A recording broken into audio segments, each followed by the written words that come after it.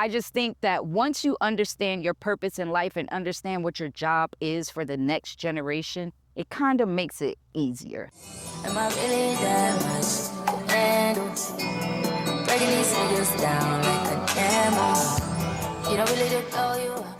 What's up, y'all? So recently I seen a post that Lala made about her son going to college and how she feels that since he left, there's a void. I think for me, I'm in a very interesting season of my life. Cayenne has officially left for college. And I keep telling people that it's just something that I don't think I heard enough people talk about, or like maybe I just wasn't prepared for. And I've always wanted to speak on this, but I never had a chance to. But listening to her, that's exactly how I felt when my son left to college 3 years ago. And I just recently dropped him off. And one thing about it, two things for sure, those emotions have not gone away. Like, I should be used to it by now. This is his 3rd year. He's came home, went back. I mean, every time he comes home and goes back to college for a vacation, it's always like a weird feeling, and I cry every time I have to let him go, right? So when he was 18 and I had to let him go, and this was his first year in college, it was definitely a life-changing moment for me, because once he left, I kind of felt like I had no purpose. It was kind of like, what do you do now? Because for 18 years of his life and my life, every day that I woke up, I had to make sure that my son was okay. That was the first thing that I woke up. That was my whole purpose for every day.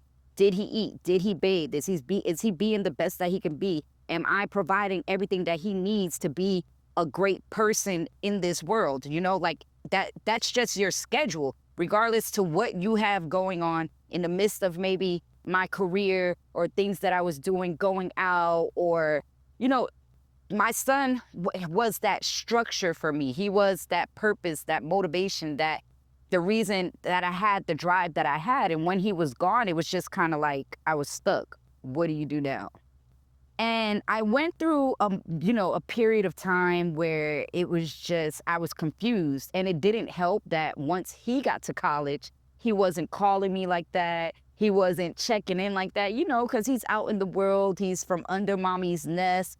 He's experiencing, he was so excited to, be out in the world on his own. So he's just, living life. And I'm over here like, when is he going to call me? Why he ain't call me? Is he okay? Did he eat? What is he going to wear? Are the coaches treating him good? Are the teachers treating him good? I hope he's not around any bad influences, And it did, have me in a frenzy a little bit. But over time, what I realized? Like, I'm like, this is what life is. Like, once you understand what your role is and what your purpose is in life, it kind of helps you. So it helped me. I'm like, this is what it is. I am here as a mother, as a human. I was born to set a certain foundation for the generations behind me, whether it's my son or my nieces, my nephews, whatever the generations are behind me, especially my son, though. I was supposed to, it's my job to, create a solid foundation for him to be the best version of himself, that he can walk in God's purpose for him. Like, I am supposed to create that foundation for him, help him to become a man of integrity, a man filled with discernment, a man of patience, a man of emotional control, a man that leads with love and empathy and knowledge, and that's what I was born to. Well, that's, as his mother, that's my job, to create that foundation. So once I understood that, I'm like, oh, I get it.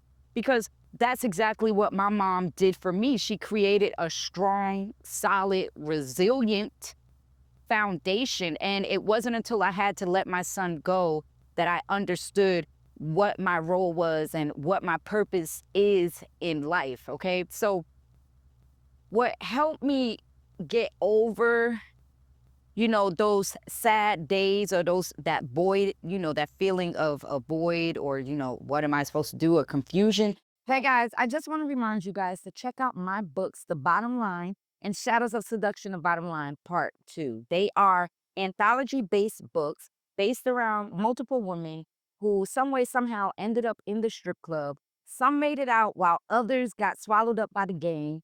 Sex, drugs, greed, and envy all play a role in this vicious game beyond the pole, but through all the BS, the money is the bottom line. And that's why my books are called The Bottom Line. So please, you guys, go check them out. Available on all major book platforms.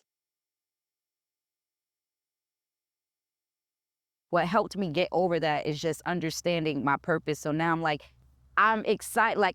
I'm excited. I no longer take personal if he doesn't call me for a day or two. We're going to text every day. Now, one thing about it, you can't go a day without texting. We're going to text every day. But if I can't hear your voice every day, fine. I know that you're living life. I know that I did my job as a mother, as a human, instilling in him a lot of attributes, a lot of characteristics for him to be a great, not only a great man, but a great human. And I could trust that, I laid a solid foundation and it's going to be put to good use. So now I just make myself, I'm like, I'm not going to take personal that he didn't call me, but every time he calls, I'm excited to hear from him. I'm letting him know that you could call me.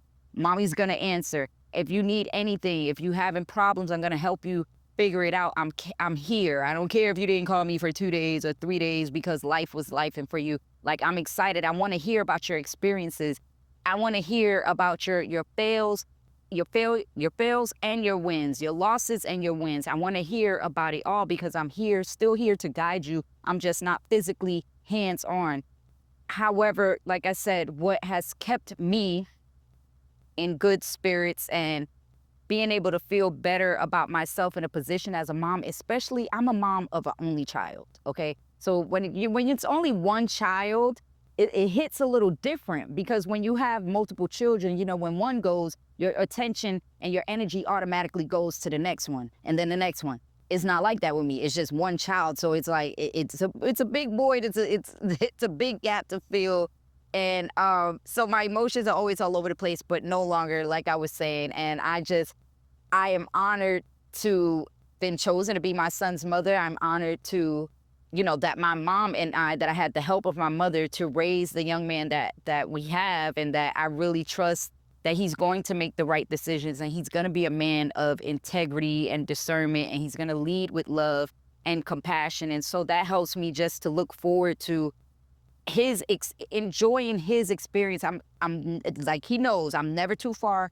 You know how God watches over us and he's watching us. You know what I'm saying? That's how my job is as a mother. I'm watching you. I'm not physically there anymore, but I am watching you from afar. And I enjoy watching him navigate through life and make his own life choices. And sometimes he doesn't tell me everything and I kind of feel offended, but it's okay, because I'm supposed to trust in my son. So yes, I do not believe that this is a conversation that is had enough, because I know there are many parents that have like that attachment issue with either their first child or any of their children, any of your children. It's that attachment issue, that detachment is going to be, it's hard. It's really hard as mothers. And I just think that once you understand your purpose in life and understand what your job is for the next generation, it kind of makes it easier. At least it did for me, because I understand my purpose now. And it's like, all right, let's go.